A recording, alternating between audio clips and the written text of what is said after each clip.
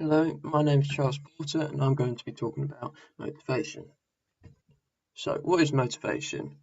Jill in 1986 came up with the description for motivation, calling it a drive to fulfill a need.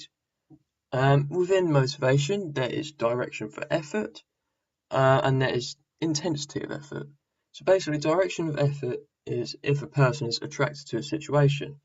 To say if I like football, I'd be motivated to play football more than motivated to be playing to basically swimming.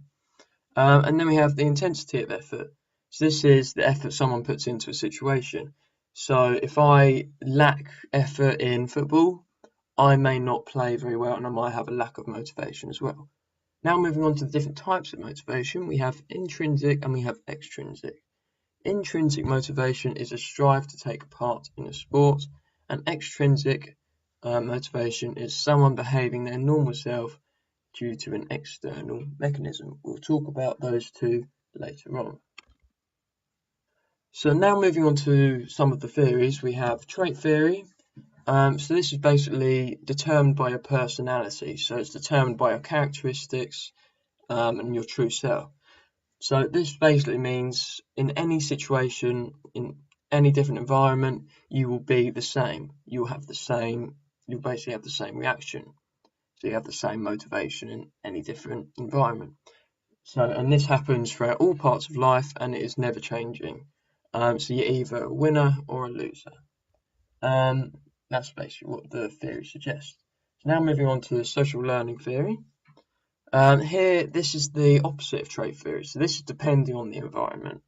So this is different in all different environments and different situations. So for example, you may be in a training session or in practice, and you may have a really high motivation to strive to do well, and you may perform really well, the best of your ability. But then when it comes to a competition or a match, you may lack that motivation and you may underperform. Now moving on to interactions theory. So this is basically a combination of both trait and social learning theory. So basically we have the personal factors here, plus the situational factors equals someone's motivation. So what it means by this is the personal factors is basically what's going on in your head, so what you're thinking about. Then we have the situational factors, that's the environment, that's what's around you, that's the situation that you're actually in. So add both of those together and it will equal your motivation to that certain environment. Now moving on to the factors affecting motivation.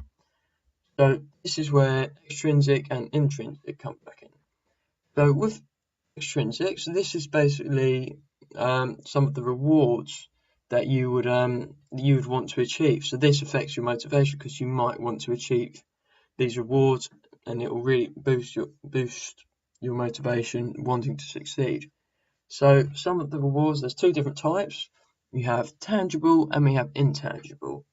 Tangible rewards basically consist of trophies, money, badges, certificates, etc. So they're basically objects as such. And then we have intangible rewards, which are status, praise, and yeah, just status of praise and different things like that. And that's basically within your head what you want to achieve. So wanting to achieve your goals. And this all mainly happens outside the performer. So the rewards are outside of the performer. It's what you want to achieve in your head, but it's outside the performer. Now moving on to intrinsic. So this basically consists of this is inside the performer. So this is what they want to achieve for themselves. So we have the love for the sport. So they may want to just take part in the sport just because they love it and they just want to get involved. And they do it for the enjoyment. They just like the sport. They like getting involved with the sport. And all this helps with your motivation in the sport because obviously if you love the sport, you're going to have a really high motivation to succeed well. And then we have the thrill. So basically, thrill taking risks, having a challenge, challenging yourself to do well, etc. Now moving on to the factors contributing to the motivational climate. So here we have, this is just 6 of many different factors.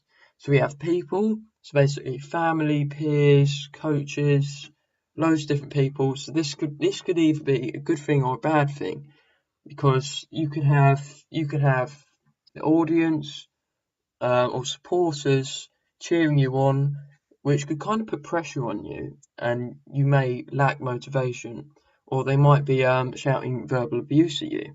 This could definitely lack your motivation, because you may feel as though you're underachieving and you're not doing very well.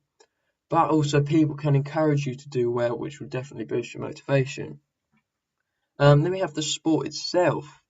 So the sport itself can provide many different things to you, like injuries, for example. The sport like rugby, there's a lot of different injuries that happen in lots of different games, and this can affect the motivation of yourself. So yeah, moving on to injuries. So basically, if you have an injury, this can definitely prevent you from playing the sport. So it can prevent you from your motivation for the sport. Then moving on to goal. So you may have a goal to achieve something, and this can definitely boost your motivation, because this will boost your motivation to achieve that goal, to want it. And then we have form. So your form can either let you down, or your form can improve your motivation. So you could be playing really badly, and this could really pull back your motivation, but it could also increase your motivation because you really want to improve. And then you could have good form, but then that can lack your motivation because you're doing really well, and then you think, oh, I can go into this match really easily, and you just may fall back. And then moving on to team. So basically this falls under people as well. So, but it's also a separate one as well. So we have teams, so we have the people around you. That's what it links to people. So we have the people around you. They could be boosting your motivation, giving you confidence, but they could also be giving you abuse, or etc. And then yeah, moving on to some more of the theories within motivation. So we have need achievement theory. So this basically is about wanting to achieve, or how you would achieve something, how you would achieve your goals. So here we have NAF and we have NATCH. So NAF stands for need to avoid failure. So this is someone that does not take risks. So he doesn't take risks. So he goes for the easy options, and he basically just wants to achieve small little things. So they don't want to take risks in different situations. Then we have NATCH. This is needing to achieve. So this person will do anything that's in their way, wanting to achieve their goal. So they're the opposite of NAF. This is someone who's a risk taker, so wanting to achieve their goal, taking lots of different risks. And both of these are dependent on your personality and situation. So lots of people have lots of different personality and characteristics. So basically, you may fall under one of these two, but it does depend on your characteristics and your personality, and also the situation. So the situation may affect the way you react. Now moving on to attribution theory. Now with attribution theory, we have here the table here. So basically, this shows what type of person you could fall under. So we have internal, external, unstable, and stable. So if we add both internal and unstable, you equal your effort, so your effort levels. And then we have stable and internal, your ability. External, unstable, it's luck, so how lucky you are. So within some sports, there's different types of luck that you can have. And then we have external and stable difficulty. And then within attribution theory, there's 3 different things. We have learned helpfulness. This is basically the belief they can't achieve something. So this is when someone knows that they can't achieve a goal, they can't do something. We have specific learned helpfulness. This is good at one specific thing, but basically not so good or rubbish at everything else. So they admit that they're good at one thing but bad at everything else. And then we have global learned helpfulness, and this is basically believing that you're bad at everything. So you're bad at every sport, and every game around you. Now moving on to achievement goal theory. So this is consisting of task and ego. Task, this is when someone focuses on winning. So they focus on achieving their goals and they focus on doing well. So they put in high levels of effort and they go for challenging tasks. So this is sort of like if we go back to here, so we have the risk taker and we have also risk taker. So it's linking back to this. So we have the task, he's the person that risks. And then we have ego. This is obviously the person that doesn't take risks. This person drops out when failing. So when they're underachieving, they drop out when failing, and they choose easy tasks so they can definitely succeed in their goals. And they also reduce their effort when failing. Then we have mastery here. So this is basically task orientated. So when being a task person and you achieve your goals, you achieve the challenges, the strong challenges, you become really good at that sport and you become a mastery person. And this is about you. So this is about how you react to different things. Now moving on to some examples. So this is the first example. Here we have Jamie is a football player. He has been annoyed with his past few matches as he has been underperforming. His coach and players around him give out punishments to those people that don't perform well. Jamie gets given these punishments, which make him feel unimportant and rubbish. He then furthermore thinks that he won't improve in the future. So here we have loads of different things going on. So we have him being annoyed here. This basically suggests that this is learned helpfulness.